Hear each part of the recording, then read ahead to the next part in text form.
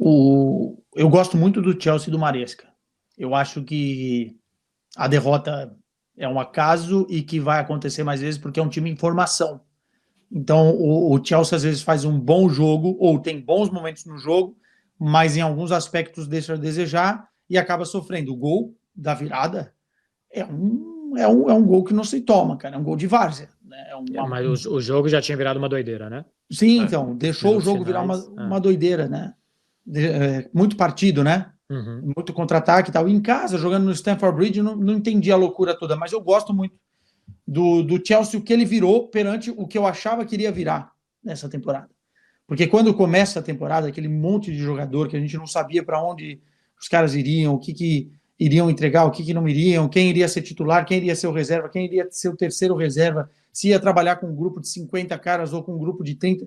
E o Maresca foi dando uma cara nesse Chelsea, extremamente competitiva e potencializando alguns jogadores. O Enzo Fernandes melhorou muito nos últimos tempos, o próprio Palmer.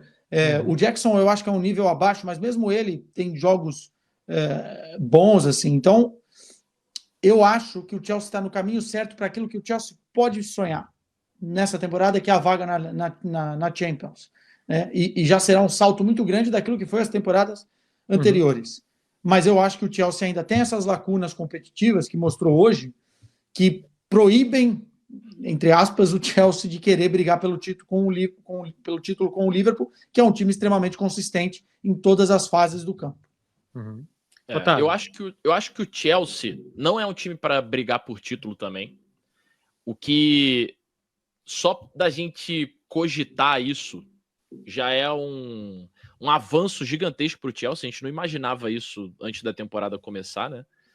E eu tô com Quesada, cara. Eu acho que o Maresca faz um trabalho muito bom no Chelsea.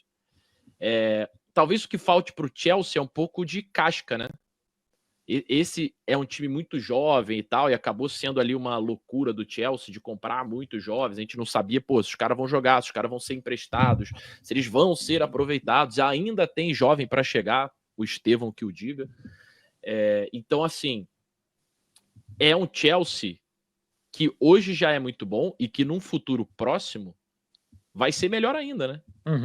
Mas é um time que muitas vezes, em jogos que, a casca, a experiência poderia ser uma solução, tipo hoje, o jogo já tinha virado um tiroteio, um bang-bang ali no final, né? O gol do Rodrigo Muniz é um gol muito louco. E o Chelsea quase faz o gol depois. O Leno salva, né? Foi momentos antes da gente abrir a nossa live aqui. O Palmer tem outra chance depois que ele finaliza para fora e tal. É um time de muito volume, assim, esse Chelsea, né? Mas eu acho que ainda é um time cru em alguns aspectos, assim, de jogador mesmo, né? Não é nem de ideia, nem de formação, de funções, de ajuste, nada disso. Eu acho que nisso o Chelsea tá bem.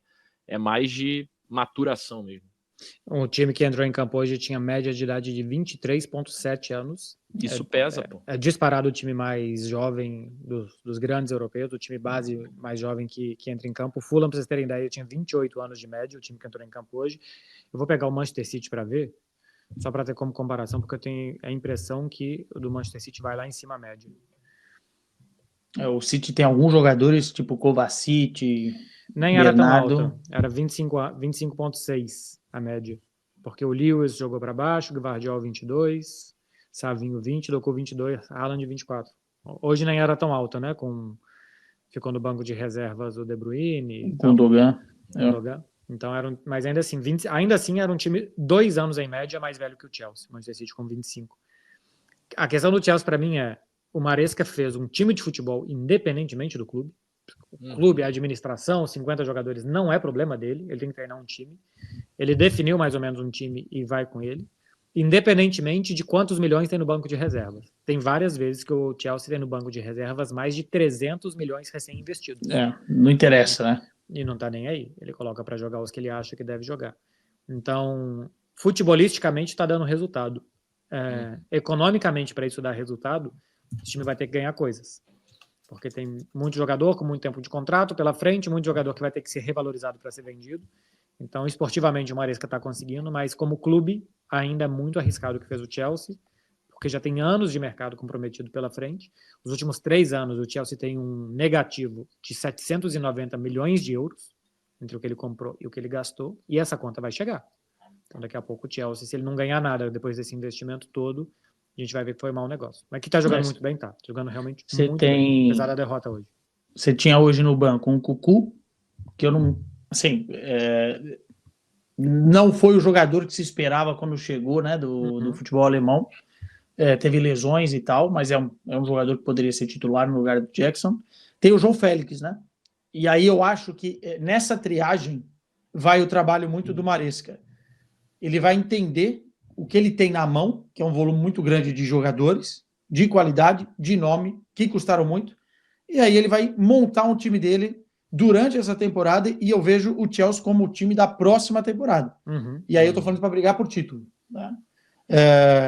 Eu vou ficar muito surpreendido se chegar na última rodada da Premier League e o Chelsea tiver cabeça a cabeça com o Arsenal e Liverpool para ganhar nessa temporada. Só que a Champions é uma grande realidade. Só não pode vacilar nesse tipo de jogo. Hoje é um jogo que o Chelsea entregou. Assim, não tinha necessidade nenhuma de se tornar aquele jogo partido. O Chelsea acabou entregando pro Fulham. Tem os méritos do Fulham, mas o Chelsea era muito mais time. Assim. Perdeu grandes chances no primeiro tempo. O Palmer faz o gol, mas ele poderia ter feito mais 2, enfim. E o Leno foi muito bem também, né? O goleirão alemão do Fulham. Olha só, eu acho que o Chelsea ainda pode ter reforços caseiros também, né? Porque o Chelsea gastou muito comprando, mas vendeu muito jogador também, né? Que o Chelsea vende o Lukaku, o Chelsea vende o Gallagher pro Atlético de Madrid, o Chelsea vende o Ian Maatsen, que foi bem no Borussia Dortmund temporada passada pro Aston Villa. Enfim, vendeu o Ângelo pro Al Nassr, né? Também vendeu bem. Enfim, o Chelsea consegue administrar os jogadores que eles não estão usando ou que estão usando, né? O Gallagher estava sendo utilizado e tal. Tinha vendido Mason Mount. Verdade, Mason Mount pro United e tal. Mas ainda assim, por exemplo, tem jogador emprestado que pode ser utilizado, que é o caso do Andrei, que está no Strasbourg da França e está fazendo um bom trabalho lá, né? Tem sido um dos bons jogadores. O que eu falei assim, já era contando as vendas. Contando já o que o time vendeu nos últimos anos, ainda tem Ainda teve esse déficit, né? Vai ter que vender mais. Os caras tem tanto jogador do Chelsea emprestado por aí. E fazendo contrato de 7 anos, né? É o que permite continuar contratando, né? Quando você contrata o Enzo por 120, você imagina que você paga 10 milhões por ano. Um contrato de 8 anos, 120 mais 10 vezes 8, mais 80. 200 milhões dividido por 8 anos é o quanto que ele vai custar por ano. Então você vai diluindo e tal, mas você também já conta lá na frente comprometida.